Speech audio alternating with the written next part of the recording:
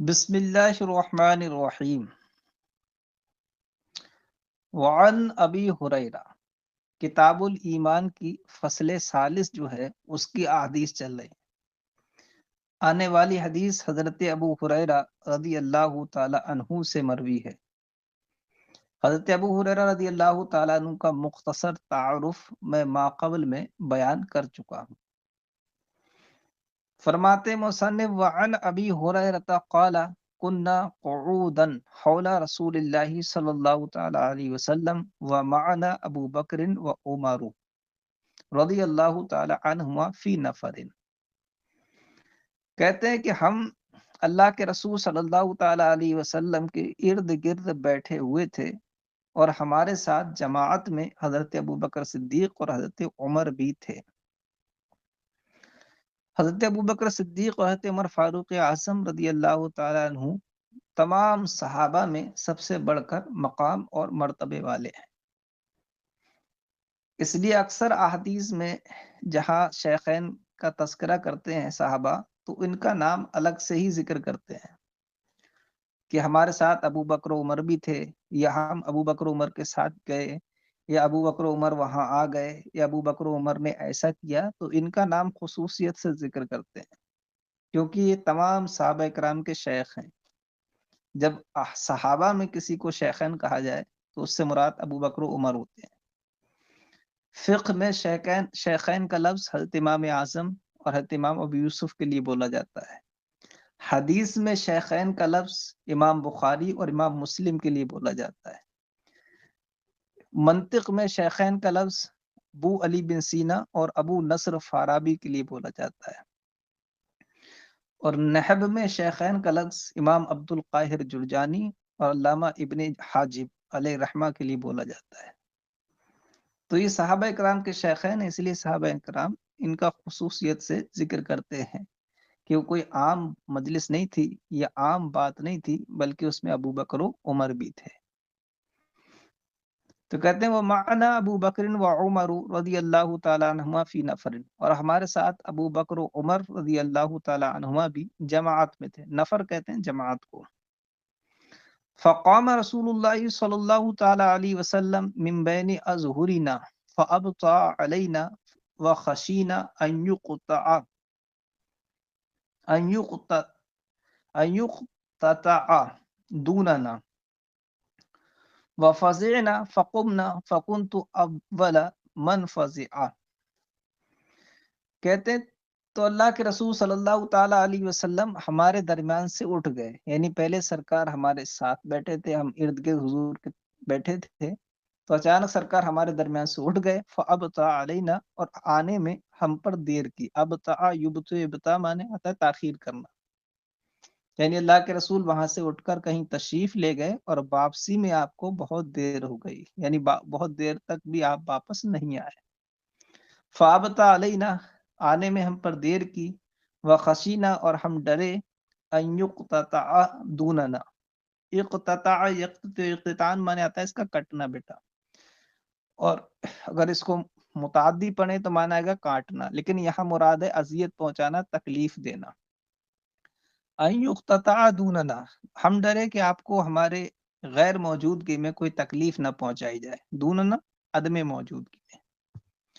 وفزعنا، اور ہم گھبرا گئے۔ فقمنا، تو ہم کھڑے ہوئے۔ فکنت اول من فزع، تو سب سے پہلے میں گھبرایا۔ ابو ہریرہ کہتے ہیں کہ سب سے پہلے میں گھبرایا۔ اپنے بارے میں کہنا کہ سب سے زیادہ گھبراہٹ مجھے ہوئی، تو یہ شمع یا ریا کے لیے نہیں ہے، بلکہ اپنی فطری محبت کا اظہار ہے کہ حضور صلی اللہ تعالی علیہ وسلم کو، سرکار کی مجھے اتنی فکر تھی کہ جب حضور نے آنے میں دیر کی تو سب سے زیادہ گھبراہٹ مجھے لاحق ہوئی۔ اور ایسا ہے بھی کہ جو زیادہ ساتھ رہتا ہے اسے زیادہ فکر ہوتی ہے۔ حضرت ابو ہریرہ رضی اللہ تعالیٰ عنہ سرکار کے سفر و حضر کے ساتھی تھے، مصطفیٰ صلی اللہ تعالیٰ علیہ وسلم کے خادم تھے، خدمت میں رہتے تھے، تو کہتے ہیں مجھے زیادہ گھبراہٹ ہو گئی۔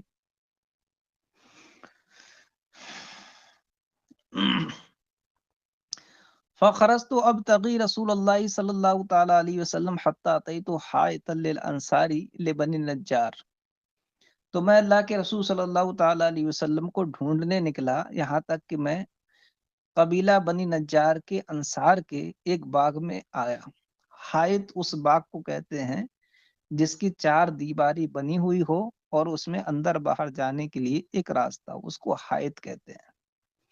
اور بستان مطلقاً باغ کو کہتے ہیں، چاہے اس کی 4 دیواری ہو یا نہ ہو۔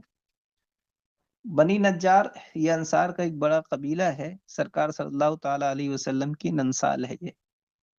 سرکار صلی اللہ تعالی علیہ وسلم کی والدہ ماجدہ اسی قبیلے سے تعلق رکھتی تھی۔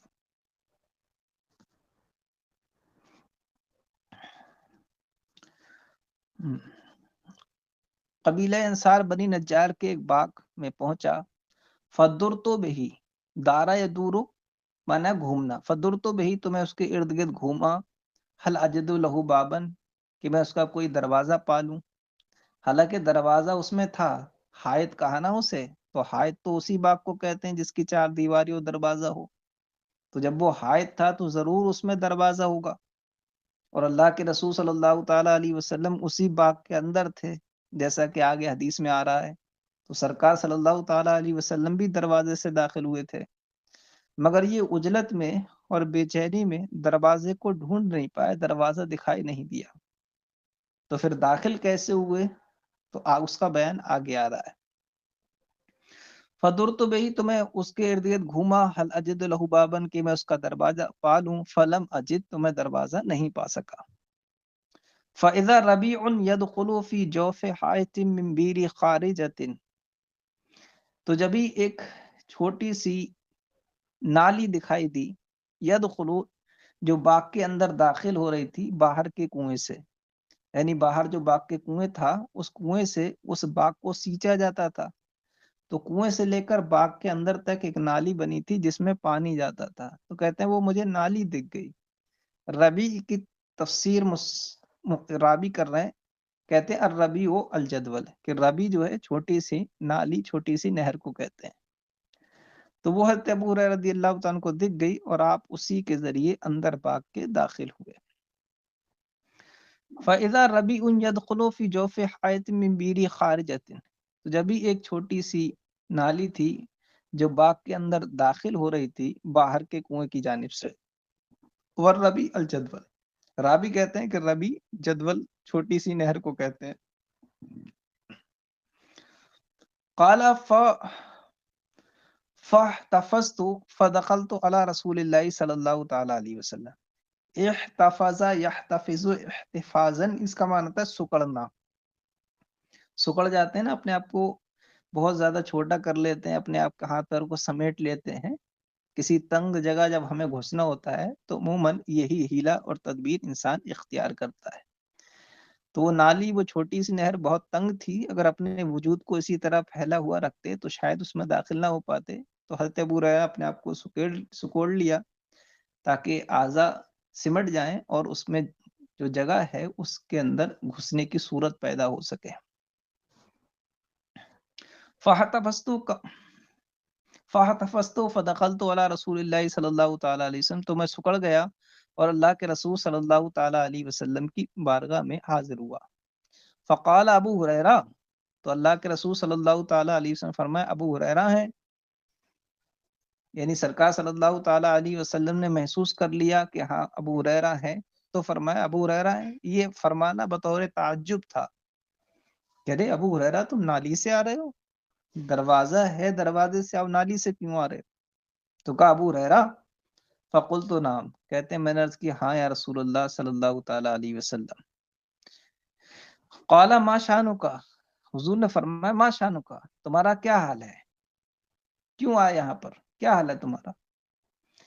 قلت، تو کہتے ہیں میں نے عرض کیا کنت بین اظہرنا، کنت بین اظہرنا کہ آپ ہمارے درمیان تھے، فقمت فابطأت علینا، تو آپ اٹھ کر چلے گئے، پھر واپس آنے میں ہم پر تاخیر کی، فخشینا ان تقطع دوننا، تو ہم ڈرے کہ ہماری غیر موجودگی میں آپ کو ایذا نہ پہنچا دی جائے، ففزعنا، اور ہم گھبرا گئے، فکنت اول من فزع، اور سب سے پہلے میں گھبرایا، فاتیت هذا الحائط، تو میں اس باغ میں آیا، فاحتفظت کما یحتفظ الثعلب، اور میں سکڑ گیا ایسے جیسے کہ لومڑی سکڑ جاتی ہے۔ لومڑی ہوتی ہے نا، جب اسے خطرہ محسوس ہوتا ہے یا کوئی بڑا جانور اس کو حملہ کرے تو وہ اپنے آپ بدن کو سکیڑ لیتی ہے بالکل، تاکہ وہ سمجھے کہ یہ ڈری ہوئی ہے، سہمی ہوئی ہے اور یہ کمزور ہے، ضعیف ہے، اور اس کو چھوڑ کر بھاگ جائے۔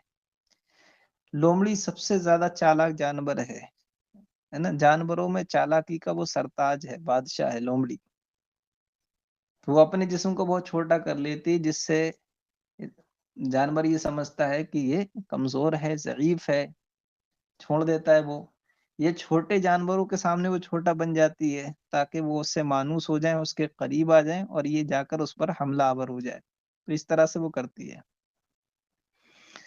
فاحتفظت کما یحتفظ الثعلب، تو میں سکڑ گیا جیسے لومڑی سکڑ جاتی ہے۔ وہؤلاء الناس ورائی، اور وہ لوگ میرے پیچھے ہیں، یعنی میں تو پہلے آ گیا تھا سبقت کر کے باغ کے اندر، باقی لوگ بھی آ رہے ہیں، وہ میرے پیچھے ہی ہیں باغ کے باہر۔ فقال یا ابا ہریرہ وآتانی نعلیہ، تو اللہ کے رسول صلی اللہ تعالی وسلم فرمائے اے ابو ہریرہ، اور حضور نے مجھے اپنے نالین عطا فرمائے۔ یہ پوری حدیث آ رہی ہے آگے کہ سرکار صلی اللہ تعالی علیہ وسلم نے حضرت ابو ہریرہ کو اپنے نالین شریف دیے اور فرمایا کہ جاؤ اس باغ کے بعد، اس باغ کے پیچھے تمہیں جو سب سے پہلا ایسا شخص ملے جو دل سے اللہ تعالیٰ کی توحید کی گواہی دیتا ہو، شہادت دیتا ہو، دل سے گواہی دیتا ہو، اس کو جنت کی خوشخبری دے دینا۔ حضرت ابو ہریرہ رضی اللہ تعالیٰ لے کر چلے باغ کے بعد، سب سے پہلے توحید کی دل سے گواہی دینے والے انہیں حضرت عمر رضی اللہ تعالیٰ عنہ ملے۔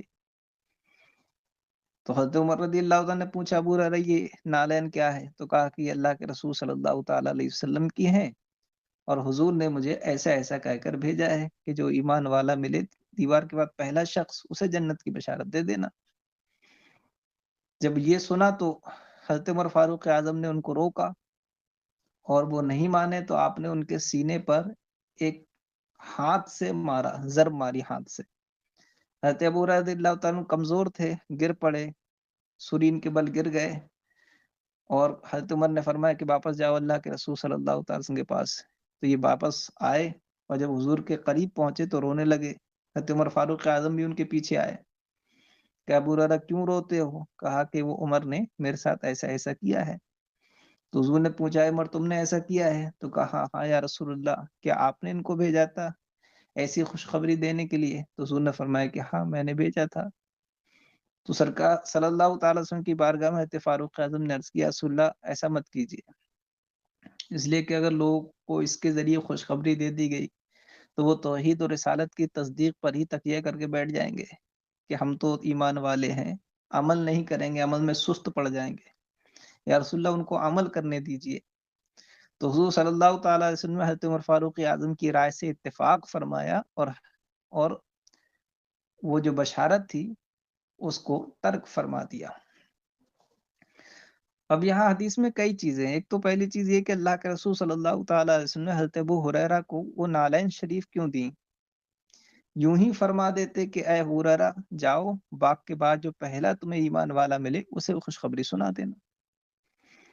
تو محدثین نے فرمایا کہ یہ نالین شریف دینا بطور نشانی تھا، اور یہ علامت تھی اس بات کی کہ ابو ہریرہ اپنی طرف سے نہیں کہہ رہے ہیں بلکہ اللہ کے رسول صلی اللہ تعالی وسلم کے بھیجے ہوئے ہیں۔ دوسرا یہ کہ حضرت عمر فاروق اعظم رضی اللہ تعالیٰ نے جب اللہ کے رسول صلی اللہ تعالی وسلم کا حکم تھا کہ ایسا کریں، اور ابو ہریرہ نے بتا بھی دیا تھا کہ ایسا حکم دیا ہے، تو پھر حضرت عمر فاروق اعظم نے روکا کیوں؟ تو اس کی وجہ یہ ہے کہ حضرت ابو ہریرہ رضی اللہ تعالیٰ عنہ حدیث کا جو مقصد اور منشا تھا وہ شاید اس کے فہم میں خطا کر رہے تھے، کیونکہ حضرت عمر فاروق اعظم پہلے شخص تھے جن سے ملاقات ہو گئی، اور حضور نے یہی فرمایا جو پہلے ملے اس کو خوشخبری دے دینا۔ تو حضرت عمر فاروق اعظم کو تو خوشخبری دے دی انہوں نے، وہ اس کو آگے پہنچانا چاہتے تھے، حالانکہ حدیث کا مقصد ختم ہو گیا وہیں، وہ اس کو آگے پہنچانا چاہتے تھے۔ حضرت عمر فاروق اعظم نے اس سے ان کو روکا، تو مقصد حدیث جو تھا وہ وہاں تک پورا ہو گیا تھا، اس کے بعد بھی حضرت ابو ہریرہ اس کی تبلیغ و تشریح کرنا چاہ رہے تھے جو حدیث کا مقصد نہیں تھا۔ تو حضرت عمر فاروق اعظم نے اس سے روکا، اور جب وہ نہیں مانے تو پھر ان کے سینے پر ہاتھ سے ایک ضرب ماری۔ اور یہ ضرب مارنا حضرت ابو ہریرہ رضی اللہ تعالیٰ عنہ کی کوئی گستاخی اور توہین نہیں ہے، اس لیے کہ عمر فاروق اعظم صحابہ کے شیخ ہیں، اور شیخ جو ہوتا ہے وہ استاذ کے درجے میں ہوتا ہے، حضرت ابو ہریرہ ان کے شاگرد کے درجے میں، اور استاد شاگرد کو بوقت ضرورت ضرب بھی کر سکتا ہے، مار بھی سکتا ہے۔ اور رہا کہ حضرت سرکار صلی اللہ تعالیٰ علیہ وسلم نے حضرت ابو ہریرہ رضی اللہ تعالیٰ عنہ، اچھا یہاں لطف کی بات یہ ہے کہ سرکار صلی اللہ تعالیٰ علیہ وسلم نے حضرت عمر سے قصاص بھی نہیں لیا، ورنہ اسلام میں تو برابری ہے نا، قصاص ہے، اگر کوئی چاٹا مارے تو بدلے میں چاٹا مارا جا سکتا ہے۔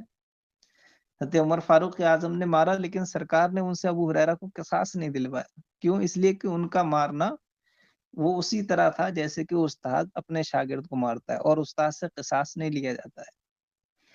اور دوسرا یہ کہ ان کی خطا پر تنبیہ تھی یہ کہ وہ مقصد حدیث کو ٹھیک سے جو تھا وہ فہم نہیں کر پا رہے تھے، حالانکہ مقصد حدیث وہیں پورا ہو گیا جب انہوں نے حضرت عمر فاروق اعظم کو اس کی بشارت دے دی، اور کی تبلیغ سے منع کر رہے تھے، اور کی تبلیغ کا اس وقت اللہ کے رسول نے ان کو حکم نہیں دیا تھا، اور سرکار صلی اللہ تعالیٰ علیہ وسلم نے حضرت عمر فاروق اعظم رضی اللہ تعالیٰ عنہ کی رائے سے اتفاق فرمایا، وہ اس لیے کہ ان کی رائے موافقی مصلحت ہے، کہ لوگوں کو زیادہ خوشخبری مل جاتی ہے تو عمل میں سست ہو جاتے ہیں۔ عوام کا حال تو یہی ہے، صحابہ کرام کا حال نہیں تھا، انہیں تو جتنی خوشخبری ملتی تھی ان کا عمل اتنا ہی بڑھتا تھا، مگر عوام مسلمین کا حال یہ زیادہ بشارتیں ملتی ہیں، عمل میں سست ہو جاتے ہیں۔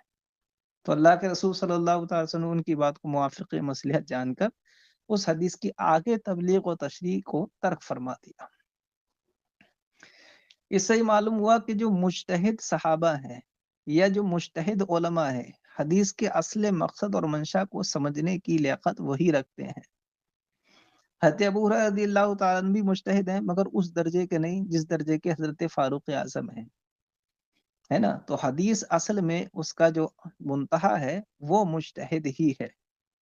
حدیث کا مبتدا اللہ کے رسول صلی اللہ تعالی وسلم ہے کہ وہاں سے حدیث نکلتی ہے، اور اس کی انتہا کہا ہے مجتہد۔ جب حدیث مجتہد کے پاس پہنچ جاتی ہے تو مجتہد اس کو اس کے اصل مقصد کے لیے استعمال کرتا ہے، اس میں جو پوشیدہ احکام ہوتے ہیں، جو رموز و اسرار ہیں، وہ مجتہد سمجھتا ہے اور اس سے احکام کی تخریج کرتا ہے۔ مجتہد کے پاس حدیث پہنچ کر اپنی انتہا کو پہنچ جاتی ہے نا؟ تو حضرت امام اعظم رضی اللہ تعالیٰ مجتہد ہے نا، اور مجتہد احکام حدیث و قرآن سے لیتا ہے، اجماع سے لے گا، اس کے بعد اپنا قیاس کرے گا۔ تو امام اعظم کو مجتہد مانتے ہوئے جو لوگ آپ پر حدیث سے آپ کو پہلو تہی کیے ہوئے مانتے ہیں، یا حدیث سے آپ کا دامن خالی ہونا کا قول کرتے ہیں، وہ ان کی حماقت ہے، کہ حدیث سے جو انسان خالی ہوگا یا حدیث میں جس کو مہارت نہیں ہوگی وہ مجتہد ہو ہی نہیں سکتا، کیونکہ پھر اجتہاد کس سے کرے گا اگر وہ حدیث کو جانتا ہی نہیں ہے؟ مسائل کا استخراج و استنباط کس سے کرے گا اگر اسے حدیث آتی ہی نہیں ہے؟ تو امام اعظم مجتہدین کے جو امام ہیں، ائمہ اربعہ میں سب سے بڑے امام ہیں، ایسا ہو نہیں سکتا کہ وہ حدیث سے ان کا دامن تنگ ہو یا ان کا دامن خالی ہو، بلکہ انہوں نے تو یہاں تک فرمایا فَإِذَا صَحَّ الْحَدِيثُ فَهُوَ مذہبی، کہ جب کوئی حدیث صحیح ٹھہر جائے تو وہی میرا مذہب ہے۔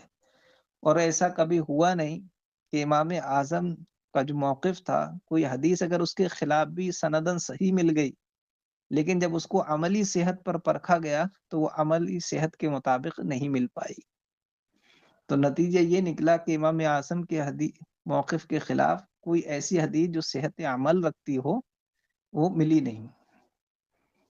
اس لیے ہمارے فقہا نے اجماع کر لیا اس بات پر کہ جس مسئلے میں امام اعظم اور ان کے دونوں ساتھی امام ابو یوسف اور امام محمد جو ان کے صاحب ہیں، جو ان کے شاگرد ہیں، تینوں جمع ہو جائیں تو اسی پر فتویٰ دینا واجب ہے، اسی کو لینا ضروری ہے۔ بہرحال تو یہاں چند باتیں تھیں جو میں نے عرض کر دی۔